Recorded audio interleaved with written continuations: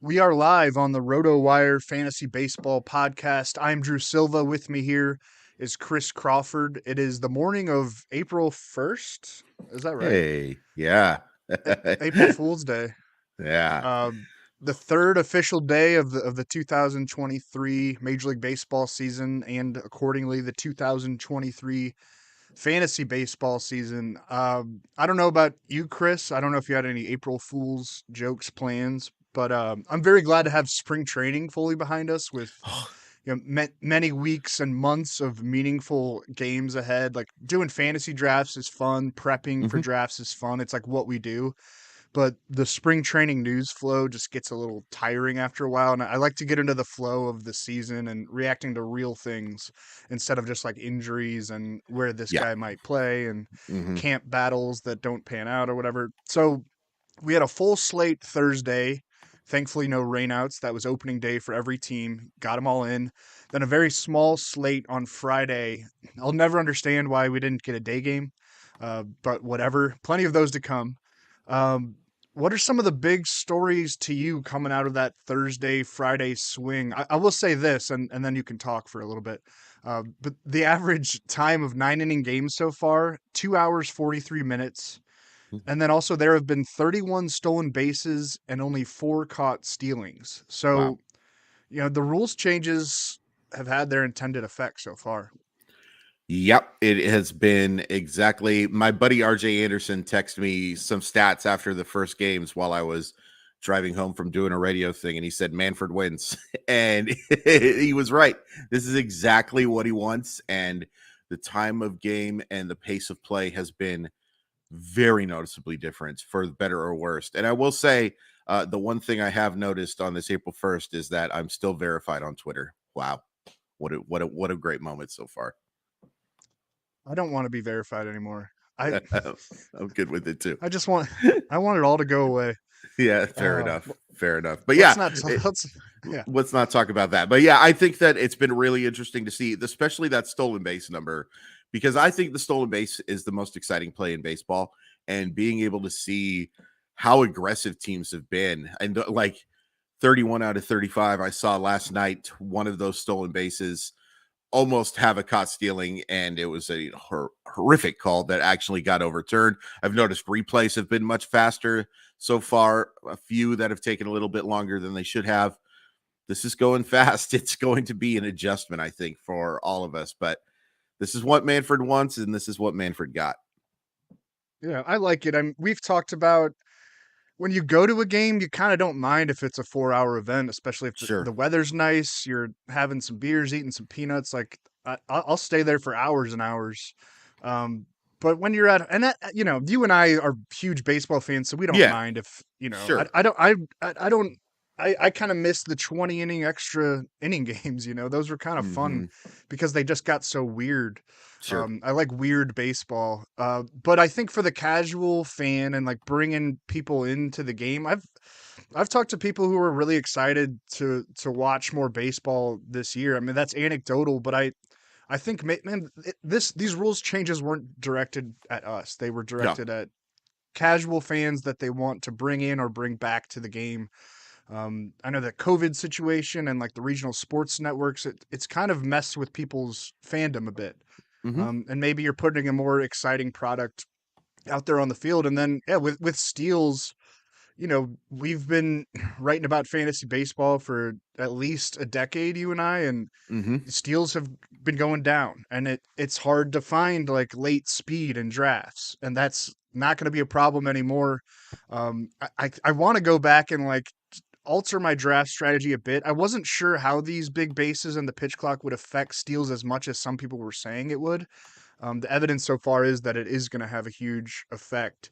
But we're going to do that next week. We're going to do Sounds some good. way too early draft day regrets. Let's hit on some headlines. Wilson Contreras, that this was on Thursday, left the Cardinals opener against the Blue Jays after taking a Jordan Hicks fastball 103 miles per hour directly to his right knee. Kind of hit him in a spot just above where his padding sort of tapers off on that catcher's gear. We should know more by the time people are hearing this podcast, if they're listening in audio form, ahead of the Cardinals' late Mhm. afternoon game on Saturday against Toronto. But an MRI was negative for any fractures, so that's some good early news. For now, Contreras is listed as day to day with a contusion. I do wonder if we might see an IL stint here anyway, though, because that swelling and bruising, I'm sure, is still going to be there for a couple more days. And it would only have to be a 10-day stint. It can be backdated to Friday. So he'd only have to miss like just over a week. Or maybe he's going to feel well enough to DH in a few days. But even that, or like an IL stint, of course, would really expose a problem that I had as a Cardinals fan with the decision not to bring in a solid veteran backup catcher over the offseason. Like Andrew Kisner just hasn't done anything at the MLB No. level, hasn't done anything but be pretty bad. Yeah. And you knew that Contreras wasn't going to be a 130 game type of catcher anyway. There's some durability issues there, and he doesn't always play behind the plate. He can play some first base. He can cycle in at DH. That kind of should have been the plan to spell Paul Goldschmidt here and there, and to cycle into that DH mix. And I don't know if we maybe it's going to be Ivan Herrera who like assumes that role eventually, like to be an active backup behind Contreras. And if we do see an IL stint for Contreras or some kind of extended absence, I wonder if Herrera gets the call to be the main guy, and then Kisner will just stay in that backup role. Not that I think that Herrera is going to offer like immediate fantasy relevance, but it's Sure. such a drastic tumble from what Contreras brings offensively to the next best option. And that could be a big issue for the Cardinals lineup, a big issue for fantasy managers who have Contreras there in their catcher spot. Like, not many fantasy managers are carrying two catchers in a one catcher league. I would never advise that. No. Looking at the waiver wire, like Jonah Heim might be out there. He had a couple of RBIs in the Rangers opener. Travis d'Arnaud, maybe. He had a Mm. 4-hit game out of the DH spot Thursday for Atlanta. He won't catch much with Sean Murphy coming aboard, but d'Arnaud should be an option at DH, especially against left-handers. I think he'll be in the lineup against every left-hander. They're still going to use him, and we'll just see on Contreras. He had trouble walking off the field, but that could have just been an initial stinger of pain there on the knee. Yeah, it's definitely a situation to monitor, and it's good news that it does at least appear to be that they avoided a long-term injury because the MRI came back clean. But this is the thing, like, and you can't help but note, like, the guy who was brought in to replace one of the most popular players in baseball, and Yadi Molina, has to exit the very first game he plays, and that's just such a bummer for him because I'm sure there are, a guy who didn't necessarily maybe want to leave the Cubs. There, I think that there was enough optimism. It's one of the reasons why they didn't deal him at the deadline. But I just can't help but note that from the real life perspective. But yeah, I will say this: if Andrew Kisner is the everyday catcher, his fantasy Well, relevance stays the exact same. That's the exact same fantasy relevance, and it is none. yeah. The one thing I'll say, Kisner has always shown a really solid approach at the plate. Like he's a 291 on base percentage compared to a 204 average. Maybe someone to consider as a second catcher in like an on base percentage league, like because it might be okay. I just don't think it's going to add up enough for him to actually be relevant. One thing I wanted to talk to you about, Drew, is a catcher who just signed, and that is Gary Sanchez, and maybe he could be a replace. Probably not. I was a huge fan of Gary Sanchez a few years ago, as everybody was as a prospect. Certainly showed flashes of brilliance, looked like he might be the next best thing, but he's just struggled so much at the plate ever since. He was not good with Minnesota. He's actually probably a better defensive player now than an offensive player, which is a very funny thing to see because it was like, well, this guy is always going to hit, but is he going to be good enough to stay behind the plate? Mm. Now it's kind of the opposite. Is he going to hit enough to actually be worth putting in the lineup? But I do think it's an interesting signing for the Giants and one that could make him relevant in two catcher leagues because this signing kind of tells me that the Giants don't love their catching situation because Joey Bart has been a pretty big disappointment. They do have Blake Sable, who's a fascinating story, and I think is going to get some playing time. There are some other options there as well, but I don't think you're citing Gary Sanchez if you're perfectly happy with what you've got going on behind the plate. And I don't think they're bringing him in as to be a DH type of guy. I think at the very least, it's a situation worth monitoring for those evil human beings that play in 2 catcher leagues, because if you're a Mm. starting catcher, all of a sudden things start to change. Yeah, I mean, I think it was pretty glaring that Joey Bart did not start on opening day. Roberto Right. Perez got the nod, and Sable was in left field too. So I think he's going to be rotating in. There's a lot of bodies there, Yeah. but it's the Giants, and they don't like necessarily have an answer at DH. Like Jock Peterson will probably be there a lot, but he's going to play the Sure. outfield as well. So maybe Sanchez gets some work there. I think you're right. They're not believing in Joey Bart at this point, and I Yeah. wanted to believe in him because a high pick, and Sure. he lit it up at certain points in the upper minors, but Hmm. he's had opportunities to thrive, at the major league level, and he has not thrived. Yeah. It almost feels like they're turning the page on that, or just maybe he's like a trade candidate at some point. We've talked about how that Giants roster is just kind of confusing. I It's wouldn't I so wouldn't go out confusing. and pick up I wouldn't go out and pick up Sanchez in a fan. It's like a standard league right now. No. I'd let that play out a bit. I wouldn't worry about like missing out on what happens there if he goes off and starts hitting homers again. Hmm. Um, I'd let someone else deal with that problem.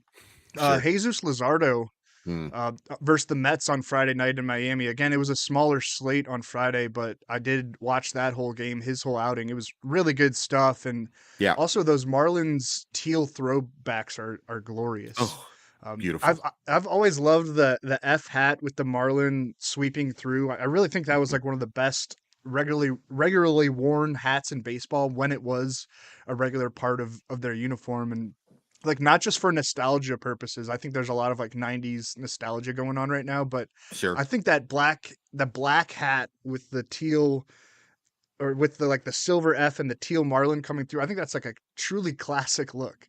Yep. But yeah, anyway, about Luzardo, went 5 2/3 scoreless innings, only allowed 2 hits. He did walk 4, but struck out 5. I thought his command was better than the 4 walks would show there. He was kind of just missing a little bit.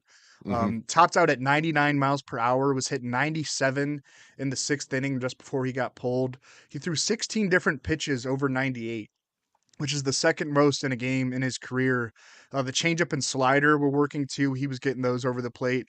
Got the win at home against a strong Mets lineup. He gets the Hmm. Twins at home next if the Marlins can or stay on schedule. So I don't know. After all those stops and starts in the early portion of his career, the injuries, the moves to different organizations, I feel like we might have finally Luzardo like moving into like budding ace territory. He's only 25 years old. He has all the tools. We've known that since he was 20 years old. Showed improved command last year while reaching 100 innings for the first time. Hopefully, that command stuff can carry over into 2023. It's always that last step for a pitcher, isn't it? With when we see these great raw arsenals, but the walks just have to stop.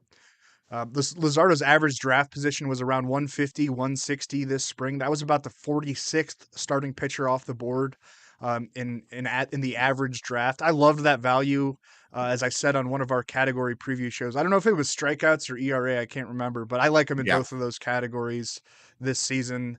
I'm very smart. Yeah, you're very smart. It was really impressive. I think everybody got to watch that game because we were all craving baseball. No day baseball on the Friday of I just can't even fathom that decision. But he looked really good, touched 99.3 miles per hour, which definitely was a wow shot to me because he's been in the up to mid 90s, but at like 99.3 is very still this day still get wowed by the 99 mile per hour fastball. I thought he was really impressive, and I agree. He was just a little bit off. It's kind of funny. The guy I want to talk about also threw 51 of 91 pitches for strikes, but did not look nearly as good as Jesus Luzardo. Robbie Rice stunk last night, and it was a game that I watched as a Mariner fan pretty closely, and I was excited for it because he looked great this spring. It was one of his best spring trainings. He was touching 97 with his fastball, had like a 1.06 ERA, and was just missing bats like crazy. He did have 3 strikeouts in 3 1/3 innings, but he allowed 5 runs, 3 of them earned. Did get hurt by some defense. Was reminded that has Teoscar Hernandez is not necessarily the greatest outfielder in the entire world, although he got unlucky. A throw hit Mike Zunino in his shoulder, an area that he seems to get hit in an awful lot. But his command was wretched. And it's worth pointing out that there were moments for Robbie Ray last year where he looked dominant, but just couldn't avoid the big inning. 2 multi-run innings in this one. This was a guy who had 18-1 Cy Young Award odds, and it was the same as Luis Castillo based on one start. And yes, it is just one start. Those odds look pretty silly, mainly because of how good Luis Castillo was on Thursday. And Yeah. Ray was bad. He was bad. And I think this is something that you're going to have to keep an eye on when he faces a lineup that has guys who have patience at the plate, which Cleveland doesn't have a ton of, but does have some, or if you have a bunch of guys with good bat to ball skills that are not going to strike out a bunch, he's at risk for a blow up start. And those are the type of starts that can lose you a week. And fortunately, Ray only gave up the 3 earned runs, so it's probably not going to lose your week, but he really hurt you in a whip this week, and he did not help you in innings pitched, and he certainly didn't help you in ERA with 8.10. But man, this is something I think you've got to follow. I'm not dropping Robbie Ray, but I am saying, if you were expecting fireworks based on spring training, you have to be extremely disappointed with what you saw Friday night. Yeah, I mean, this can be part of the Robbie Ray experience. Yep. There many times in the past we were hoping and thinking and had evidence to point to that he's over these spells of where things can go awry real quickly. But it's just kind of part of his profile a little bit. Yep. That when you're clicking his name on draft day, like there's going to be some crooked numbers in the game log, but would it shock you if he comes out and dominates next time out? Like, no. Okay. But So don't but drop him, is what you're saying. I will just say this though, like if you're playing in DFS stuff, especially, like you've got to pay attention to who Ray's facing, because the lineup is going to be extremely important. I think maybe as lineup dependent of a pitcher as that you have right now in 2023. So you stayed up later than I did last night, being a West Coast boy. Was there anything new on that Anthony Rendon video? And if people don't know what we're talking about, he got into a physical altercation with an A's fan after the Angels opening night game there in Oakland. Uh, the fan called him the B word, he said, and he grabbed the guy by the collar, I guess. And I, it was a strange situation. Most times like players just, they'll hear stuff from the fans and kind of just keep walking. Like you could see Ohtani in that video, just kind of like, what's going on here? Yeah. I thought it was strange. I kind of side with Rendon because it's like, he's a human being. Just and he's like he could beat you in a fight, sir. If Yes. he wanted to. Like that. Yeah, he So like could. you're a tough guy behind the railing, but I don't know. I do think was there any word about like maybe there's going to be some discipline? I would think maybe a fine, but that's about it. No, the only thing that's really come out is that Major League Baseball it says it's investigating it, and that there's no video to show what led to the altercation yet. It's just interesting to see because, and it's something to keep an eye on and be cognizant of, because yeah, I kind of side with Rendon on this as well, because I don't like human beings confronting other human beings, and you're person, it doesn't matter how much money you make, you want to defend yourself, and if you feel threatened, that stuff happens. Everybody stop being a-holes is what I'm trying to say. Mostly is like there's no excuse for Rendon necessarily grabbing dude, and there's no excuse for what led to dude being grabbed, but a suspension is coming. There is no doubt in my mind that a suspension is going to come. Yeah, I think so. If you grab a fan, I think you're going to get suspended. And it may only be a couple days. It may only be one game.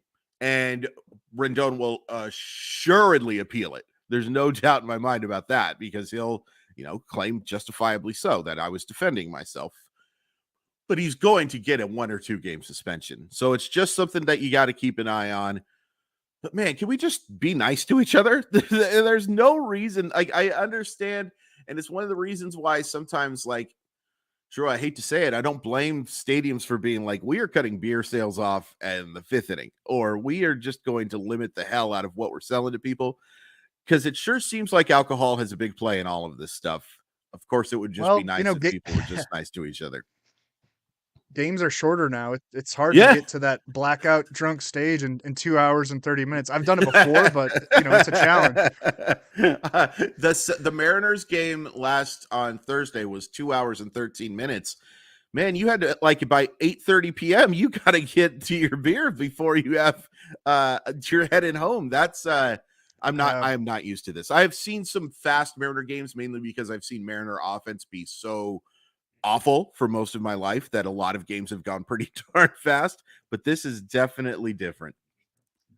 Well, the Cardinals and Blue Jays combined for I think 34 hits, and Wow. I think the final score was 9-8, and it was under 4 hours. Wow. That there were a ton of pitching changes. There was an injury issue with Contreras. Um, that game would have taken 4.5 hours last Sure. year. Absolutely. So I'm into it. And yeah, you just got to sneak in some hard liquor, some airplane bottles if you want to The get to view that stage within 2 hours. the views That's my advice.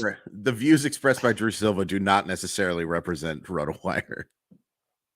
Well, Busch Stadium has a lot of all-inclusive areas, and there's a cheaper one called the Powerade Bridge out in right Mm, field, and it's as much beer as you want until the nice. middle of the eighth inning. And I did a beer per half inning with some buddies a few years back. That would Nice. put me. I would be hungover for 3 days if I did that now, but um, I can't even I was real proud of imagine. myself that day. It was a Dexter Fowler bobblehead day, and I didn't make it home with my bobblehead, if you can imagine. Not all heroes wear capes. That's right. I wanted to look at some World Series odds before we get into some more fantasy-based experiments toward the end of the show. Mhm. I put up a screenshot of the DraftKings World Series odds. We got the Astros at plus 650, Yankees at plus 750, Braves plus 750, Dodgers plus 850, Padres plus 950, Mets plus 950, Blue Jays plus 1200, which I kind of like that one. Mhm. Cardinals plus 1600. I don't really like that one. Phillies plus 1800. Rays plus 1900. Mariners plus 1900. Guardians plus 2200. And then we kind of get into some long shot or middle of the road type plays. Anything stick out to you with these odds? We can talk philosophically or just Yeah. zoom in on some teams. I will say of those odds, the one that I probably like the best is Toronto at 12-1. Uh I am not a huge fan of betting on I need really, really, really good odds if I'm going to make a bet like this, Yes, because there is just so much that can go wrong and so much that can go right for whoever's going to win the World Series. Like when we before Drew and I started talking, I was like, anybody like 60-1 realistically still has a chance to win the World Series. I kind of take that back a little bit, but like the Angels at 45-1, even though, of course, they got Tungsten O'Doyle in the very first game. Shohei Ohtani looks great, and of course they don't win.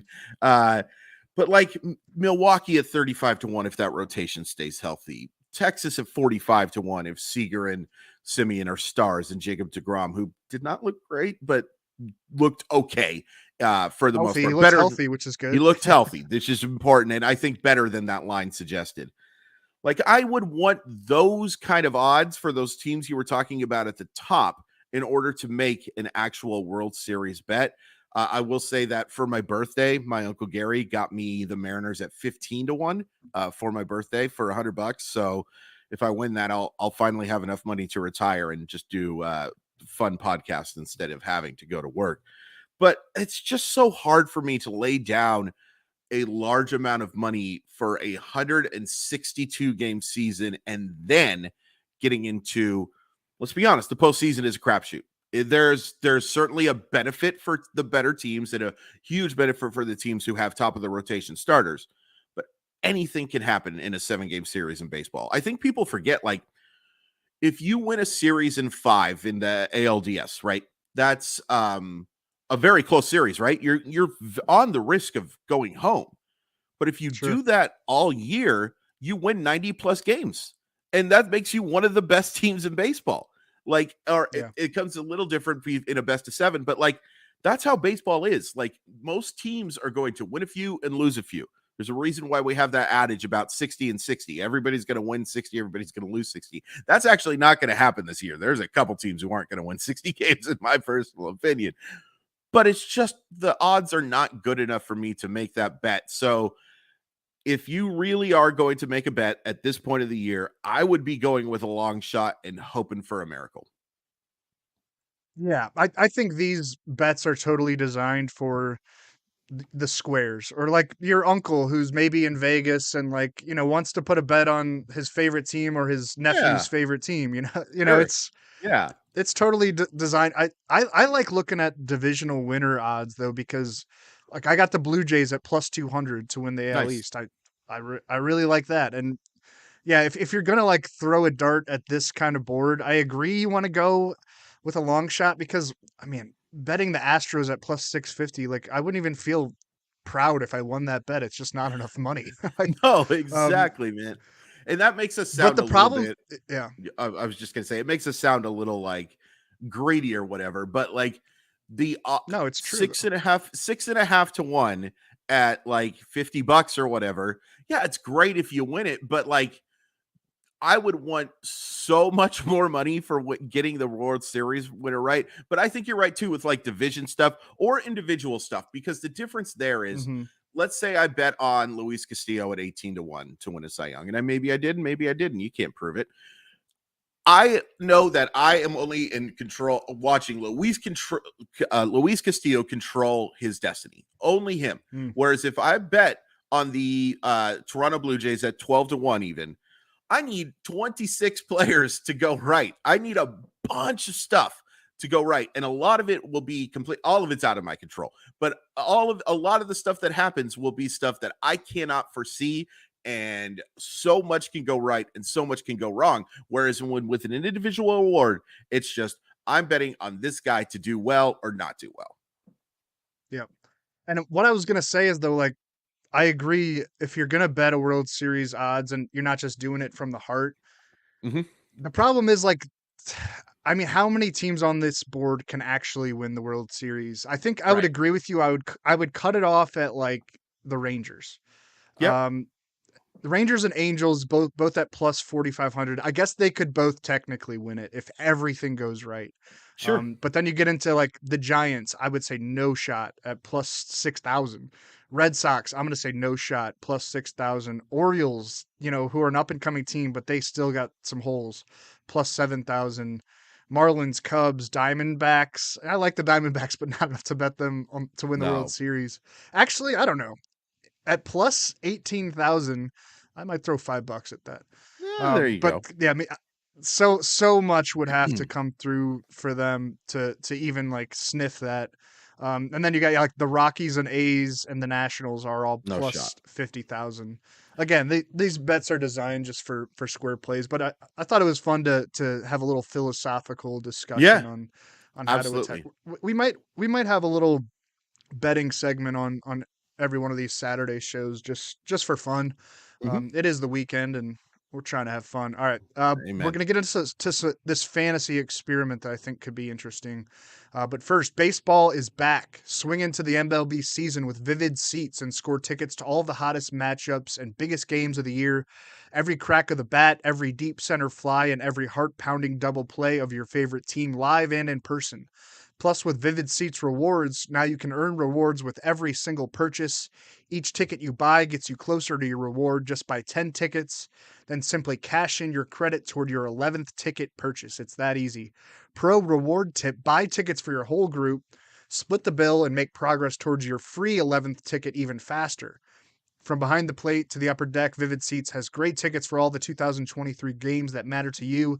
Just visit vividseats.com or download the app today. That's Vivid Seats. Experience it live. See vividseats.com/rewards for terms and conditions. All right, I thought this might be a fun experiment that I'm totally stealing from Ryan Bloomfield of Baseball HQ. Shout out to the Bloom boards. Those are always Hmm. valuable during draft season. All right. So he asked this on Twitter. You can follow Ryan on Twitter. So between 2015 to 2022, one player per year has put up first round value after being drafted in the 12th round or later in a 15-team league. So let me say that again. Between 2015 to 2022, one player per year has put up first round value from average draft position of 165 or higher. In 2015, Dallas Keuchel did it. In 2016, Jonathan VR. 2017, the rise of Aaron Judge. 2018, Blake Snell. 2019, Ketel Marte. 2020, the COVID year, Luke Voigt led the league in home runs. 2021, Cedric Mullins. 2022 was Adolis Garcia and Julio Rodriguez, depending on when you drafted. I Right. think Garcia was more of like a second round value guy, but he was up there, surprisingly. Sure. There will almost certainly be another player to do it this year, history suggests. A player from the mid to later rounds who brings first round, or we could even say second round level production. Do you have a name in mind for this, Chris? Well, I will say that when you put this out, you did steal my guy, and we'll talk about him in a second.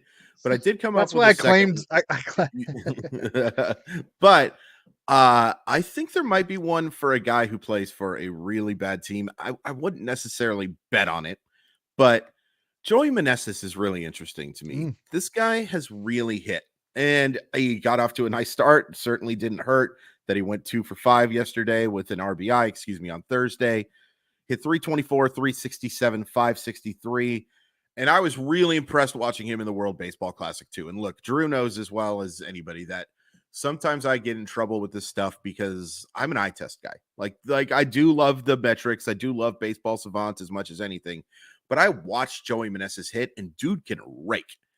I think he's going to put up excellent fantasy numbers. My one concern about him is I don't know if he's going to get a ton of RBI chances just playing in a dreadful, dreadful roster. They looked absolutely overmatched for the most part against Atlanta in that opener, but Have you Meneses seen certainly did. CJ Abrams? Sorry, have you seen CJ Oh, Abrams' defense? It's oh my goodness gracious. That's we have really 3 errors concerning. already. 3 Yeah. errors in that very first game. That was a little bit hard to watch. I was sitting in a bar waiting to record on the radio, by the way, just before meeting Jerry DePoto, which was a lot of fun. Oh, really? I Was didn't know that. Yeah, if you look on my Twitter, you can see that I took a very nice picture. He's ridiculously handsome, by the way. Like, I did not quite realize just how good looking of a man that guy is. But back to Joey Meneses. I really like him. I don't know if I would probably go more towards like top 45, top 50. But the fact that he was getting drafted in the 200s to me, I think was a mistake. There is a fairly large sample now to me that I know 222 at bats is not super large of him being a solid hitter. And it was never a question in the minors of whether or not Meneses could hit. It was where the hell you were going to play him defensively. Not really a issue for the 2023 Nationals. Who gives a crap if he's a bad defensive player for a team that's only going to win 55 to 65 games? Joey Meneses can hit. He may only be a 4-category player, or actually a 3-category player, because I don't think he's going to get a ton of steals. But it would not shock me if he hit 320 and had a ridiculous on-base percentage and a high slugging mark. I'm a big believer in Joey Meneses, man. Yeah, I mean, you consider all the rules changes and what that's going to do for a player that can hit like him for his batting average. I Sure. agree with you. And you know what? I didn't necessarily buy what he did last year. Fair. It seems like every night he was going 2 for 4, 2 for 5 down the stretch last season. And, Right. he looked good in the World Baseball Classic, and it looks like he's going to carry it over. He's going to play every day in that Nationals lineup, and they've got to score some runs, right? Just Yeah, like they're absolutely. gonna happen. It's gonna happen into some RBI chances. For sure. You would hope. Yeah. So I was looking at the ADP chart on RotoWire when I thought to include this in the show, and I realized how hard it is. That's why I claimed who I claimed. It's not easy. I mean, Yeah. I feel like it's gonna be at the end a big base stealer is gonna do this. Like big base stealer, no pun intended, because the bases are bigger. You get it, Chris? Yeah, it's funny. It's really good. Yeah. Thanks, man. The Uh, puns expressed are not necessarily representative of RotoWire, and that's now that you have this love affair with Jerry DePoto, I feel like I'm taking a back seat. that's fair. You're just not into it anymore. Yeah. But I like people have kind of talked about a Whit Merrifield renaissance with the Mhm. speed. He's still got wheels. That has some buzz, but I'm not buying top round production from him. I don't know if he's going to play quite enough to get there. It's a good question. And that, yeah. Anthony Rendon, I mean, if he can stay healthy and go nuts Not behind suspended. Trout and Ohtani, Yeah. stop fighting with fans. Yeah. Um, Cody Bellinger, maybe there's new life there in Wrigleyville. But I'm going to go with some new blood in Rocky shortstop Ezekiel Tovar.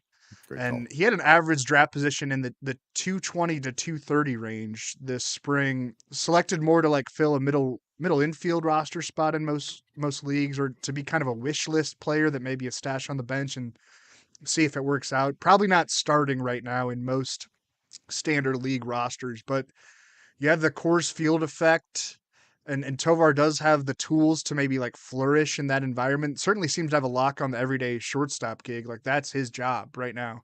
Hmm. And a consensus top 25 prospect coming into the 2023 season. He hit 319 with a 927 OPS, 14 homers, 15 doubles, 3 triples, 17 stolen bases in 71 games last year between AA Hartford and AAA Albuquerque. So you see like the full fantasy toolbox in that stat line. And he's 21 years old, doesn't turn 22 until this August. Room to grow. Good situation there in Denver.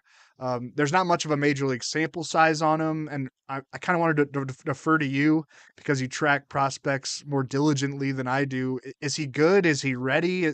Yeah. This is just kind of a dart throw. That's what this experiment is. And, maybe it's smarter to pick somebody who has hinted at big time fantasy production at the MLB level, but you see the tools, you see the situation. I feel like he could be really valuable if things go right. Yeah, absolutely. And, we got to talk about the fact that he's the shortstop for the best team in baseball right now. They have the best record of baseball. They're the only 2-0 team. Well, Yeah, that's probably not going to happen. But I do 60,000 plus 60,000. Yeah, there you go. Yeah, a run differential of +8, best in baseball. To only 2-0 team in baseball, Colorado Rockies Beat the Padres 2023. twice. Beat, Yep. Yep. beat the Yep. Padres twice. Time for the Padres to go into rebuild mode. I like it. I like it a lot. I think he's got such good bat to ball skills that I think he has a chance to hit for a very high average. The power is going to play better in Coors Field than it would if he was playing literally anywhere else. And it was my one concern about him. He's a flat swing guy. It's more conducive to hitting line drives than it is for hitting for power. But I do think he's going to contribute in a bunch of places. It's not hard for me to see him being a top 50 player this year. Like that's, and again, we're shooting darts here with this category, Yeah. but somebody's going to do it. Somebody is going to come out of nowhere and put up those type of numbers. And if you're going to bet on anybody, I think Tovar is as good as bet as anybody that you could make. All right. And since we're already into the season and people are thinking about the waiver wire, how about a player who had an ADP above 250 or like even 300? Somewhere in that kind of range, who might be on waiver wires and could deliver top 100 value. This is maybe a little bit easier and a little more helpful to our listeners who are looking for ads or looking to make trades, like guys that are more available Mhm. than the guys that we project to maybe have top round value. I'm going to start. I'll go with Asturi Ruiz, Yeah. who had a 273 ADP on Yahoo this spring, 276 in ESPN leagues, kind of getting up there near 300. Maybe wasn't drafted in a lot of formats. He's probably not available on many waiver wires at this point in more serious leagues. So I don't know, call this a cop out, but I think he's a dude worth talking about with the raw speed and the situation there in Oakland. The A's traded Christian Pache to the Phillies just before opening day. So center field is wide open.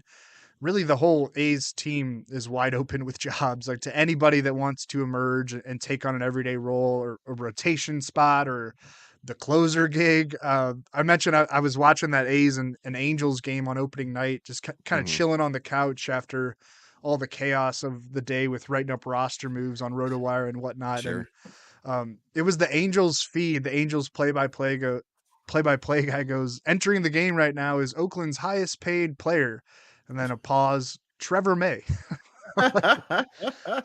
Like what a mess, man. And Oh. those fans in Oakland don't deserve that Oh. nonsense. But yeah, I mean, again, it's a good situation for somebody like Ruiz to capitalize on, certainly from a fantasy standpoint, if not in his own real life career. He's flashed incredible fantasy relevant skills. Batted 326 with a 932 OPS in 57 plate appearances this spring in the Cactus League. 6 stolen bases in 7 attempts in a very small frame of time. A couple homers too this spring, 17 RBIs. That must have led the Cactus League. I didn't pull up the Got to be up leaderboards, there. but Yeah. yeah. And in his minor league career, racked up 243 steals in 521 games. So almost a stolen base for, every 2 games played in the minors. I know that there are a lot of these types of guys, and you know even better than I do, who like flash incredible speed in the minors, but largely get exposed at the plate by major league Sure. pitching. You've seen it throughout the history of baseball, going back to the 1800s. Like this Yes. happens. But if Ruiz can just be kind of okay with the bat, and there was a rise in power at Double A and Triple A. But if he can just like survive with some hits here and there, I mean, the sky's the limit for his steals total. We talked about how people are running like wild already. If we see like a 100 base stealer this year, or even like an 80 base stealer, it's going to be a guy like Ruiz who's just on a bad team and just runs wild. So the one concern I have with Ruiz, and this is, the eye test tells me that I like him. The metrics do not. He's had some of the worst of top 100 prospects exit velocity in minor league baseball. That is the one concern, is he does not exactly square up the baseball, but he's starting to barrel the baseball more, so he's showing more power. The one thing about Ruiz is that I love is he's so flippin' fast. This is 80 grade Mm-hmm. speed, and he's going to get a chance to run. And most importantly, he's going to get the chance to play every day with Oakland. When you are a Double A roster, you have a chance to have your young players play. There's no, boy, we're in contention here. We need to send Ruiz down because he's struggling right now. Like, he has a chance to, even if he hits like 180 or 190, still provide fantasy relevance, because every time he's on base, there's a very good chance he's going to run. Very, very good chance. Like, as long as he gets on 140 times, you can bet on 50 stolen bases. And 50 stolen bases is going to help you win your league. There are so few players that have that opportunity. Someone in our chat, by the way, says, how about James Outman with the Dodgers? That, I think, is actually a really Dude, interesting one. I Yeah. know. I don't know why I Yeah. didn't think of that. Well, And the chat people are so much smarter than us, particularly you, but us, that it does not hmm? particularly surprise me. Yeah, I think that's a really good call, because the Dodgers, and I talked about this a little bit ago, love Outman. The Dodgers are a big fan of his skill set. It's one of the reasons why they were willing to move on from some other guys and not promote some other folks. I think Outman's a really good call, and I probably should have gone with him instead of who I'm going to go I with. know. I Yeah, Let's start this yeah. over. Yeah. Rewind. Because I mean, I feel like we should have seen this coming too when they signed Jason Hayward and they have David Peralta. Like, it's a weird, and Chris Taylor's really plummeted. Like, there's obvious opportunities in that outfield for this dude. Mhm. And he lit it up last year in the minors. Showed well in a 4-game sample size. It was like in July with the Dodgers when he got a quick call up. Why not? Why can't Yeah, he just take it full advantage of this opportunity in a really good lineup? He could even kind of move up that lineup too. yeah. A very intriguing player in a really good situation for fantasy production. Yeah, absolutely. Yeah, it would not shock me at all. He's the guy. Congratulations, chat. You win our podcast. You get to host the next week. I'm Yes. gonna go. I'm kind of cheating, because he actually, if you look, his average draft, if you average everything out, is 248. But I'm gonna go with Jared Kelnick. And look, I get that for 2 years, Jared Kelnick has been 10 pounds of you know what in a 5-pound bag. But there is a reason why this guy was considered one of the very best prospects in baseball. And when I'm saying one of the very best, I'm talking about a 2 or 3 prospect in baseball. Some people even listing him one. There were people who liked this guy more than Julio Rodriguez. Not going to name names, but one of them was me. We regret the air. But he looked so good this spring, especially the swing looked so much crisper and so much more repeatable. Like, that was the biggest issue with Kelnick. From what I watched, was you'd see a different swing every night. Certainly wasn't showing that, and I like that he's gotten off to a nice start this year. Drove the ball for an opposite field double yesterday, then had 3 strikeouts and 3 pretty bad strikeouts, if we're being completely honest with you. But their talent is here, man, and he's going to be hitting 7th. which gives him a chance to drive in guys like Cal Raleigh and Eugenio Suarez, who, flawed players, but good baseball players. And the Mariners are probably going to keep him in that role for a while. A chance to move up if he really gets off to a nice start. There's certainly no reason why he can't hit ahead of those guys, or Ty France if he gets off to a great start. I've already stolen a base. Love to see that. Certainly a guy with enough speed to be relevant in that category. The talent's there.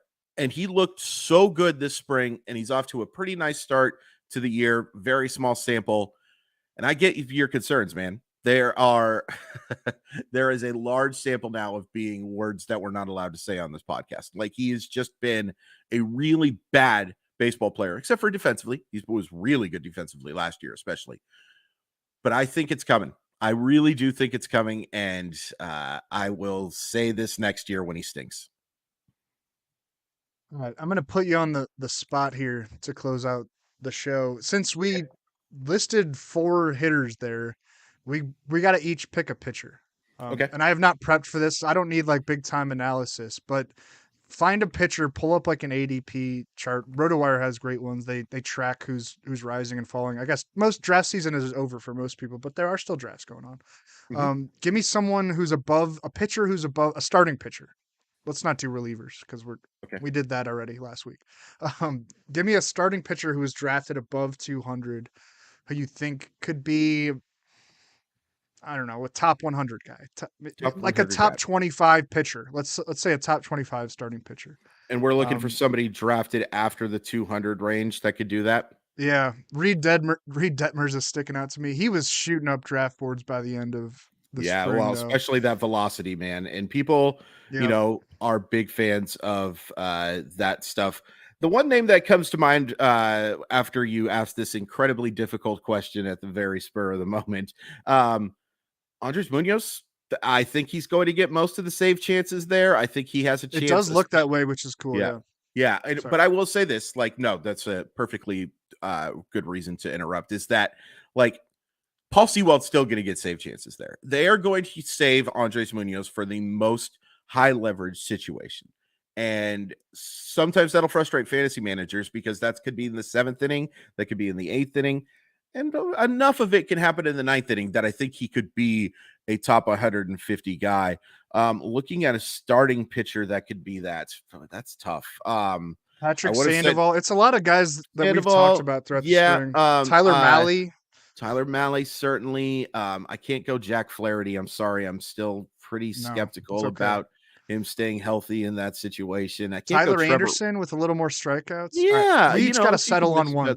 Yeah. Okay. I will go with Munoz because I do think he's going to get enough save chances and miss enough bats that even if he only gets, say, 20 saves, let's say he only even gets 15 saves, I still think he could have a chance to be a top 150 guy because he's going to strike out about 15 batters per 9 innings. And that does give you a chance. And he's so hard to make hard contact off of because that slider is so good. And, oh, by the way, he throws 102 miles per hour.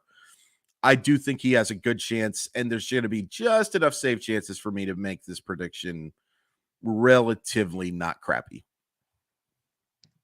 The guy who threw out Outman just threw out Hunter Brown too. He could certainly do it. Sure. Man, I'm just gonna go with Sandoval. I love the arsenal. He's got so much swing and miss there.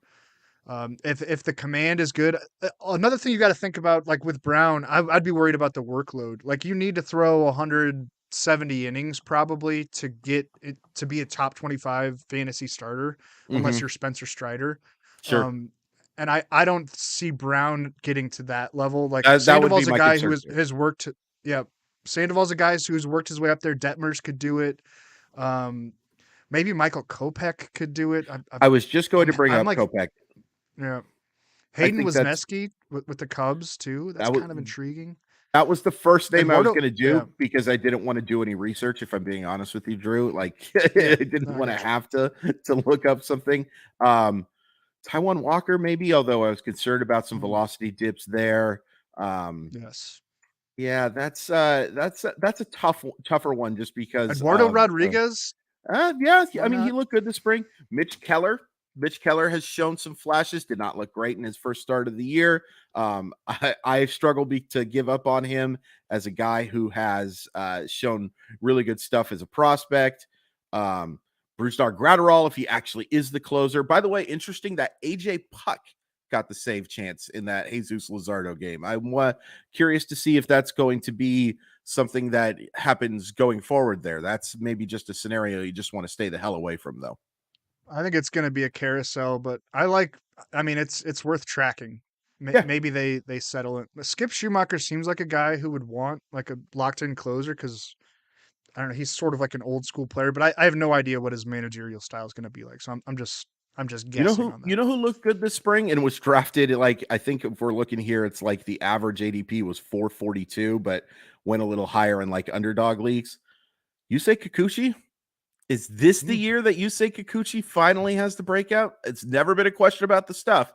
It's about whether or not he can carry that stuff from start to start and throw command.